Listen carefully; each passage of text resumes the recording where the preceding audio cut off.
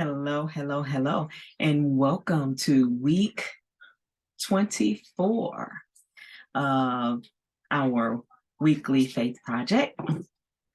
I am Candace Sims, victim advocate. I am a certified coach here in Atlanta, Georgia. The name of my business is Conceptual Empowerment LLC. Please look me up if you are interested in personal coaching, one-on-one coaching, or group coaching. I also host an online group support every other Thursday from 6 to 7 p.m. So if you know anybody that's struggling with loss and need assistance in how to navigate stages of grief and just the feelings that come with it, please give me a shout out. Shout back at me and I'll reach out to them. Thank you. Thank you so much. So, faith examines itself. We have been walking in our faith with one another for the past 24 weeks. And now we come to a challenge on how faith examines itself. When I think about that, I think about what does it really mean to examine myself, to examine myself by faith? Well, I think about the scripture in James that talks about, and it may not be in James, but it's a scripture that refers to a man who looks in the mirror and walks away from that mirror and quickly forgets what he looks like is a very dangerous thing. And there are reasons that why we don't want to um, lean in to who we really are. We don't want to go to those deep places, those dark spaces in our lives that weren't fun. They may have been abusive. They may have been embarrassing. They may have been challenging. They may have been painful. At that time, we may have been powerless and fearful, and we don't want to go back and look at that.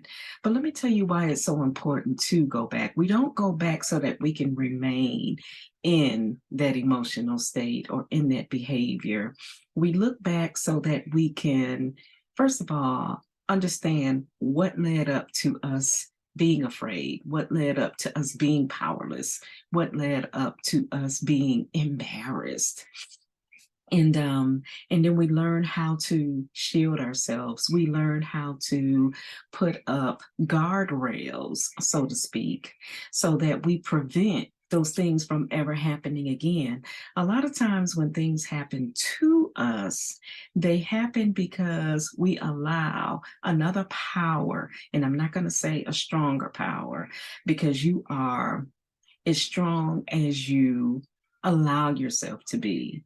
And a lot of times we can overpower some of the powers that come into our lives to that causes us to align with their agenda instead of us presenting our agenda and working together with that other power. So you take your power while you're looking back at those previous situations and you figure out how to set up a guardrails, how to look out and be on alert for those flaming arrows that will come at you again so that they don't catch you off guard and that they don't cause you to believe that you deserve to feel this way. You'll never amount up to much. You know how we think that way. Faith doesn't allow that. Faith doesn't teach that. And faith does not concur with that. Faith examines itself. Faith will cause you to examine yourself so that you can be what God sees in you. And not only that, then you'll begin to see it in you as well. So the scripture verse that we are coming from is 1 Corinthians 16, verses 13 through 14. Be on your guard, stand firm in the faith. Be courageous, be strong, and do everything in love. Here it says, stand firm in the faith. Okay, so before you can even have your own faith, you have to learn what faith is. And so that comes from your relationship with God. It comes from studying the scriptures. It comes from knowing who Jesus is and why he came, his whole purpose.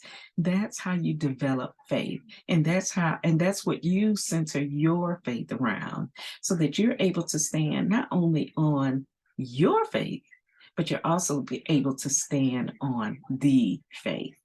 Week 42, faith examines itself. So I want you to do some examining. Do an examination like go to your spiritual doctor and lay down on that bed, lay down on that table from head to toe. Do your spiritual examination, starting with your mind, then with your eyes, which you're allowing into your body, then with your ears, which you're allowing into your hearing. Examine your heart. You know, what's in your heart? What's softening your heart? What's hardening your heart? You know, when we buy eggs, eggs are soft and eggs are liquidy. And what hardens an egg? Heat. Sometimes when the heat of a trial, when we're faced with the heat of a trial and it hardens that heart, then we know that when we go back and examine the heat that brought the hardness of our heart, then we can soften it with love. Okay, the gut, your belly, examine that. Your legs, your calves, your feet. Examine your entire body with faith and with love. Until next time, I encourage you that as you're examining yourself, that you're also loving yourself and you're being gentle with yourself. Be gentle with yourself. And I look forward to hearing about your self-examination and your results. Take care, be well.